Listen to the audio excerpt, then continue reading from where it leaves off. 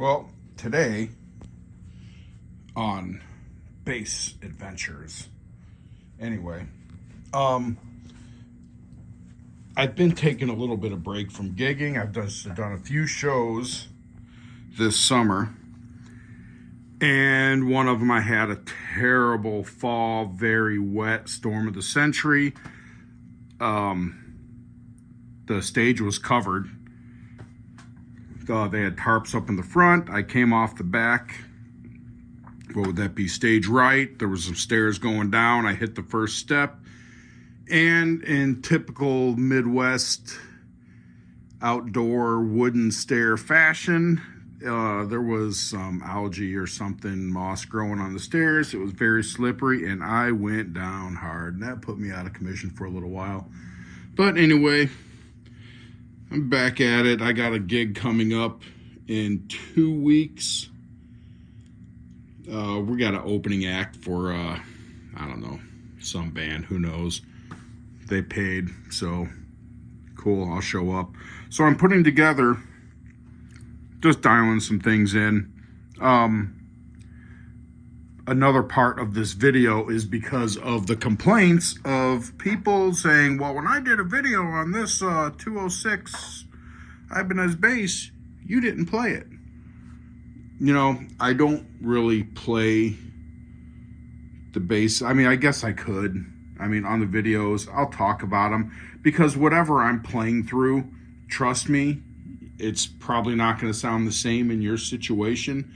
But I guess I can see a little bit of it, but I'm going to do that today with that real quick.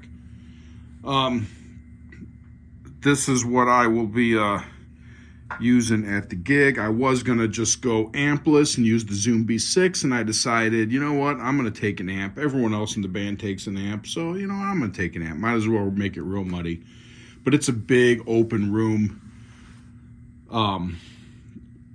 like a live music venue, and it's so the amp won't be too much in there. I'll be using the Mark Bass amp. Take a look at a little setting here. This is just the line out. I always keep that at 50% unless the sound guy wants more or less. These two are the kickers. This is more like a mid scoop right here. And that's the VPF, the VLE here. That pretty much takes the horn and dials the horn back. You can either get full horn, less horn. They call it a vintage whatever sound, but yeah, that's all it really does. For the most part, little tweaks here and there. I keep this flat, and I do my other EQ settings for the most part from the bass itself. And this up here, which I'll show in a second. I keep the input down kind of low because sometimes I like to drive it up here, not really here. Just for testing purposes, I have this and the amp plugged into this power strip. Okay, so here is a bit of advice for everyone. Just because these power strips have 807 plugs on them does not mean it's designed to use all of them. You just plug a normal, like something like this, I'd probably plug 5 things into it. And I wouldn't put any more power to it. I mean, maybe you can put more, but I wouldn't. That's myself. But it is set up like this so you have flexibility on where you need to plug something in at. It is not designed for everything to be plugged in at once. Anyway, I will be running the bass into the old Boss TU2 tuner. From there into the MXR, what is this, 80 something? Does it say on it? Bass compressor. Anyway, this is by far, of the hundreds of compressors I played with throughout the decades, this is the best, in my opinion, compressor for a bass guitar. No, they did not pay me to say that. But if MXR would like to pay me to say that, I'd say it a second time. This here is the Osiris filter. A couple guys got together, one of them being a good friend of mine and bandmate. This is copied, not really copy, Phil Lesch's Mission Control bass. This thing is awesome. It's basically an EQ. It's a filter. It's basically an equalizer. That's what it is. There's some good videos already out there. Using these, I can't remember his name, from Government Mule, the bass player. He'd done a good video on this with a good playing demo on it. I'm lucky enough to be borrowing these two, which Waldo from Waldotronics, who reverse engineered all that and came up with the wiring for this, and in partnership with somebody else built these. Waldo let me use his pedal, and see, this is why it's hard to play a bass to have it sound like something whenever I'm using this. There isn't a person on the planet who has this preamp. There are many like it, but this one is mine. But no, this Waldo gave me this to play with. Who designed this, waldotronics.com. You should check his website out. He's got some pretty cool electronic nerd information on there. He pretty much he came up with a clean, very super ultra clean preamp to run into this. So when you buy this pedal, you do not get this preamp. This is just something he made and told me to try out and play with it. It is awesome. It is so clean. I love it. Anyway, all of that in this order is what's coming into the bass. And I'm not going to be using this bass on the gig. I was trying to get some of this dialed in. But for people complaining that I didn't play that in a video, I'm just going to mess with that. So let me try to do this. I am not a camera person. I am not a professional videographer. But hell, I'll play around with it.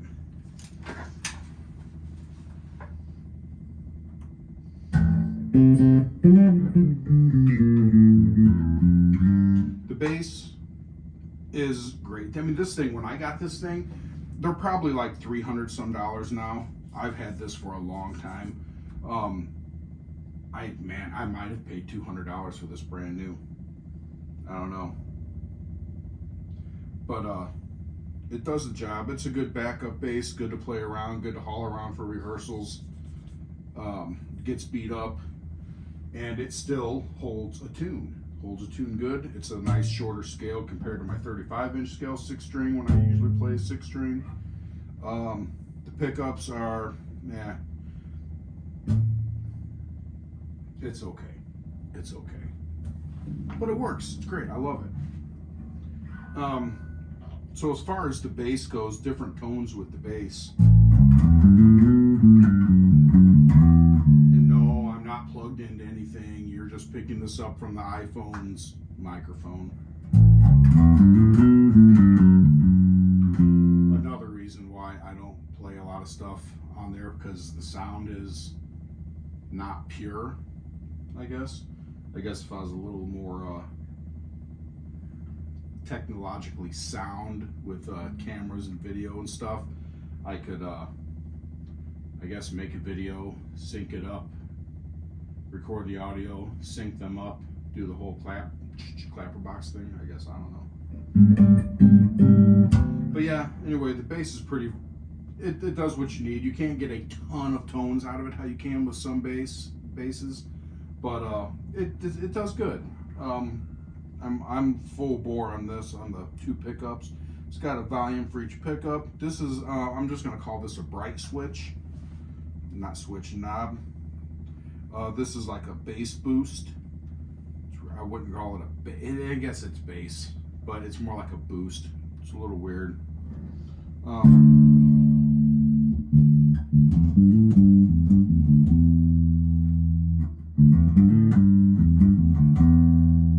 So I like this all the way up on this bass.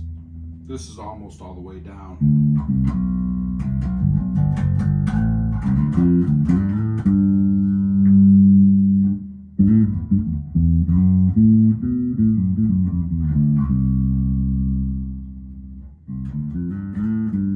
So you can hear how that, I'd probably keep that a third of the way up. But with just, that was both pickups, just the neck pickup. So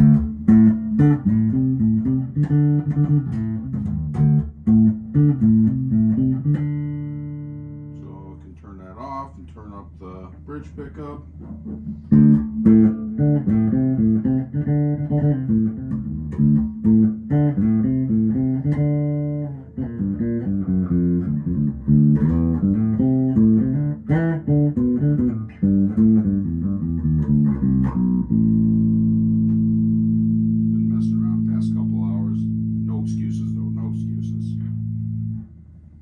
Pot.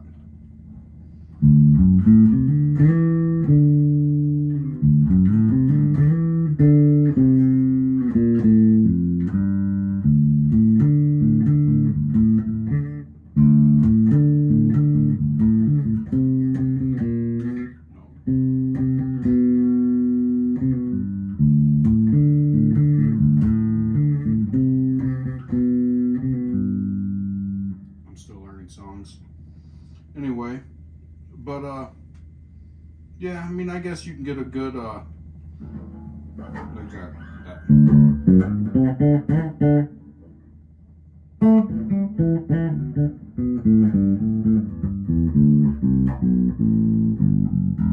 Gotta be careful not to play any songs on YouTube. They'll flag it, copyrighted. Had that happen. Trying to post a video. No, it's copyrighted.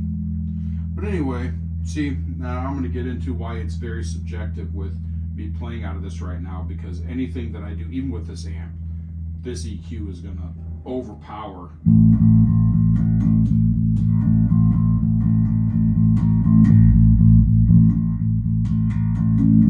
I'm not sure if you can hear that.